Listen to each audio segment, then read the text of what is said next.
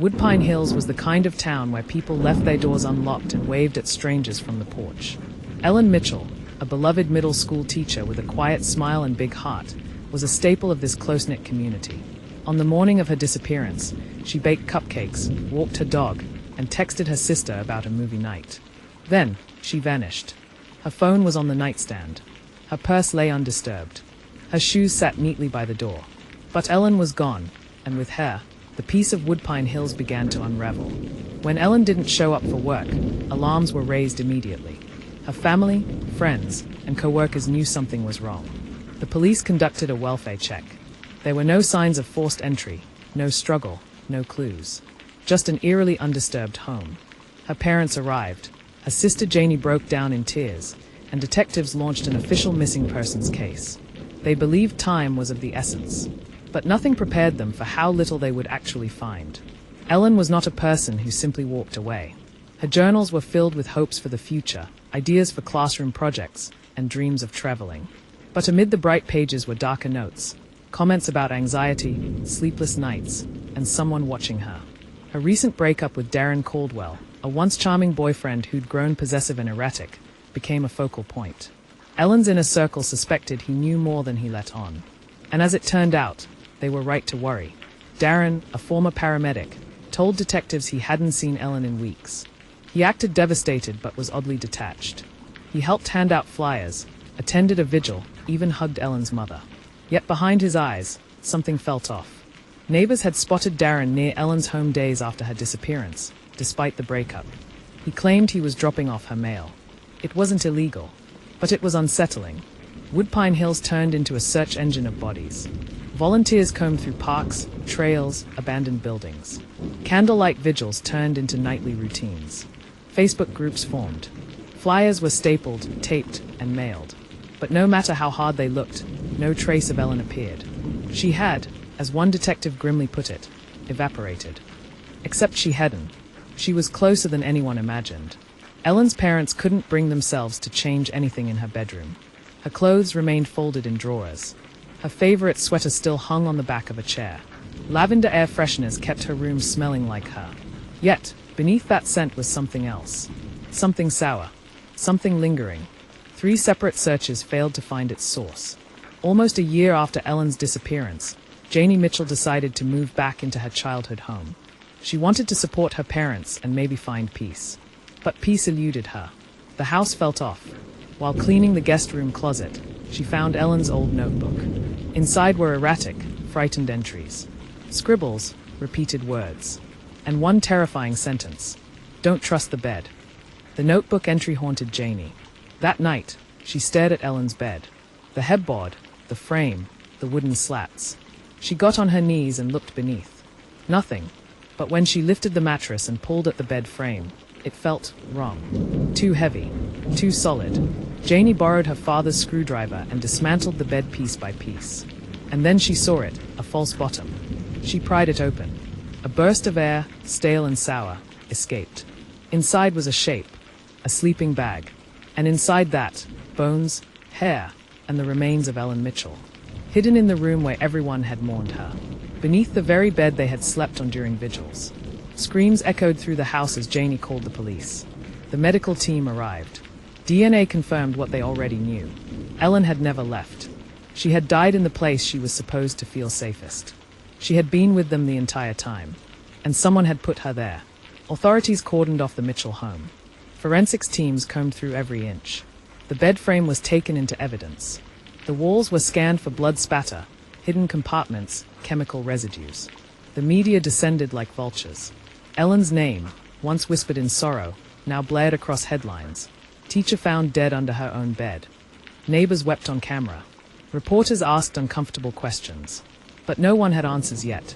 Just one truth. Ellen had been hidden in plain sight. The autopsy confirmed what everyone feared.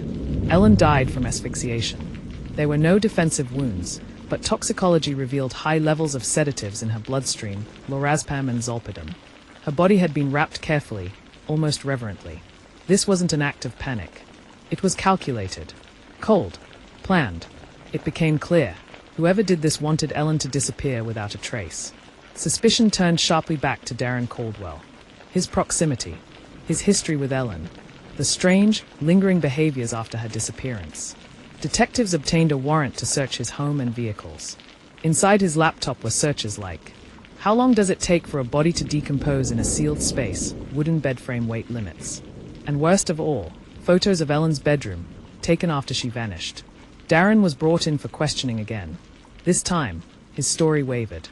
He admitted to stopping by Ellen's house days after she disappeared, claiming it was to return some of her things. But he never told anyone, never called the police. Why not? He had no answer. But his silence was screaming. Janie revealed something she had forgotten.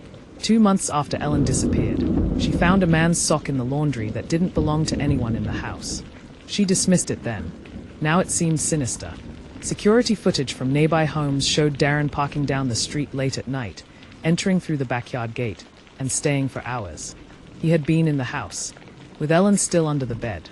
Ellen's bedroom was reconstructed by forensic experts. Pressure marks on the floor, screws that had been retightened, trace amounts of chloroform on a hand towel in the adjoining bathroom. Darren knew the house. He knew where Ellen slept. He knew how to hide her. This wasn't a moment of rage. It was a premeditated murder.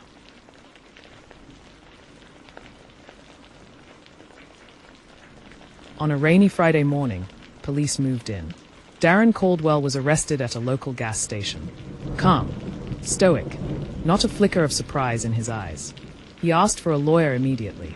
As he sat in custody, news of his arrest swept through Woodpine Hills. Relief mixed with horror. The man who had comforted them had been the predator all along. Prosecutors wasted no time. They charged Darren with second-degree murder, concealment of a corpse, obstruction of justice, and unlawful trespassing. Ellen's journal entries were entered into evidence. Her final pages chillingly outlined her fear. He always knows where I am. He won't let me go. Janie was listed as a key witness. Janie spiraled into self-blame. How had she not known? How had they not found Ellen sooner? How could they have slept in that room, eaten meals in that house, smiled and prayed? With her so close, therapy helped. But the guilt lingered like the scent in Ellen's room. Darren pleaded not guilty. His defense: that Ellen overdosed, that he panicked and hid her body out of fear. But his story didn't align with the evidence. Not the lack of pills in the house, not the deliberate modifications to the bed. As the courtroom began to fill, one question loomed. Would the jury believe a grieving man, or a chilling manipulator? The courtroom was packed. Locals lined the halls, reporters whispered into microphones, and Ellen's family sat silently in the front row. The State versus Darren Caldwell trial had officially begun. Opening statements painted two starkly different stories. The prosecution described Darren as manipulative, controlling, and deeply disturbed, a man who killed a woman he couldn't control. The defense called it a tragic accident, followed by a panic-driven mistake. But the jury already looked uneasy. The prosecution laid out a detailed timeline. Text messages showed Darren growing more desperate in the weeks leading up to Ellen's disappearance. GPS records proved he lingered near her home multiple nights.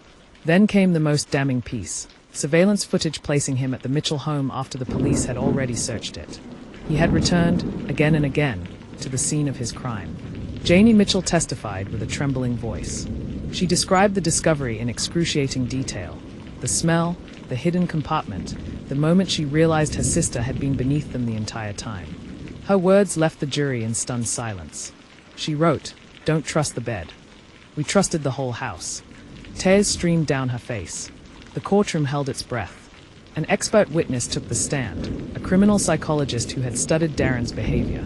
He spoke of coercive control, the quiet violence that doesn't leave bruises. How Darren had used fear and presence to isolate Ellen. This wasn't about love. This was about possession. He viewed her as property. A chilling diagnosis that resonated through the room. Pages of Ellen's journal were presented. The courtroom watched as prosecutors displayed her handwriting, now grainy and faded. One entry read, "He says no one will believe me. Maybe he's right." Another, "If I end up missing, it's not because I ran. I would never leave Janie." Gasps echoed. Ellen's words had spoken from the grave. Darren's lawyer tried to portray him as remorseful. Photos of Darren crying at Ellen's vigil were shown. But under cross-examination, he was caught in lies. He claimed he never saw Ellen after the breakup, but his phone pinged near her house days later. He claimed he only stayed for 10 minutes, but door camera footage clocked him for over 2 hours. The jury watched in growing disgust. A forensic carpenter took the stand. He had reconstructed the exact bed frame Ellen was found in. He pointed to new screws that didn't match the original set, showing they had been replaced after Ellen vanished. This was no accident. This was a custom concealment job. Someone with tools and intent planned this. Darren was a licensed contractor. Ellen had written letters but never sent them. They were found hidden in her closet behind shoeboxes. In them, she detailed her fear of Darren. He won't leave. Even when I say it's over, he stays. He's in the walls of my life. The prosecutor read these aloud. Ellen's voice returned to the courtroom with every word. In a bold move, Darren chose to testify. He claimed Ellen died by overdose, that he didn't know what to do, that he panicked. But the prosecution pressed. Why wrap her body? Why create a false bed frame? Why return multiple times? Darren stumbled. He had no answers. The courtroom went silent. Closing arguments came down hard. The prosecution said, Ellen trusted him, and he silenced her. The defense said, Darren made a terrible mistake. Not murder. Then, the jury left the room. Hours passed, then more, until finally, they returned with a verdict. And all of Woodpine Hills waited to hear the truth. In the aftermath of Darren's conviction, a box was discovered in a crawlspace behind the master bedroom wall. Inside were dozens of handwritten letters, Ellen's. Many had never been sent, written in trembling script. Some were addressed to her mother, others to herself, and many, chillingly, to Darren. The letters provided an intimate window into the isolated torment she suffered. In one, she wrote, I hear his footsteps. I pretend I'm asleep, but he talks to me anyway. He's telling me we're going to be happy again. In others, she begged for forgiveness, from her family, from herself, and sometimes even from Darren. I don't know why I keep hoping he'll let me go. These writings added devastating context, showing how completely Darren had warped her sense of reality. It wasn't just a murder. It was sustained psychological captivity. The police released redacted versions of the letters with the family's permission. The public reaction was immediate and raw. Advocacy groups began pushing for stronger psychological abuse legislation. A prison guard came forward claiming Darren had made a cryptic confession. During a fit of rage, he had yelled, She didn't want to leave me. She just didn't understand loyalty. Though not a full admission, it was chilling. The words fit the profile of coercive control. Darren believed Ellen belonged to him. To the end, he viewed the murder not as a crime, but as betrayal. Forensic psychologists weighed in, labeling him a textbook malignant narcissist. Theories emerged that Darren had planned Ellen's death long before it happened. One expert claimed the bed wasn't just a hiding place, it was a stage. The idea that he might have wanted her found one day sent a fresh wave of horror through the public. Reporters dug into Darren's past. It turned out he had been investigated at his old job years ago for inappropriate relationships with younger co-workers. While no charges stuck, HR reports painted a picture of someone who used charm and manipulation to assert dominance. Even more disturbing, a former girlfriend came forward. She claimed Darren once locked her in a closet during an argument and left her there for hours. I didn't tell anyone, she confessed in a televised interview, because he made me feel like it was my fault. Public sympathy for Darren evaporated, if any remained. Due to new testimony and mounting media pressure, the court agreed to reopen parts of the investigation, not for Darren's sake, but to determine whether there were institutional failures. A civil lawsuit was filed against the local police for failing to properly investigate Ellen's original disappearance. Multiple officers were reprimanded. The lead investigator was quietly removed from duty. Ellen's family, especially her younger sister Clara, testified that they'd begged police to search the home more thoroughly. But their pleas had been dismissed. I told them to check the attic, the walls, the floorboards, Clara said through tears. But they told me we were overreacting. Netflix acquired rights to produce a documentary about Ellen's case. Titled Under the Bed, The Ellen Caldwell Story, it premiered to massive viewership. It featured interviews with forensic experts, the lead defense attorney, Clara Caldwell, and even the prison guard. The documentary sparked renewed national conversation about missing persons, domestic abuse, and the failure of law enforcement to recognize red flags. Clara served as a consultant. She ensured the narrative didn't just portray Ellen as a victim, but also as a survivor, a fighter, a person who, despite unimaginable conditions, left behind words that changed the world. A bill named Ellen's Law was introduced in the state legislature.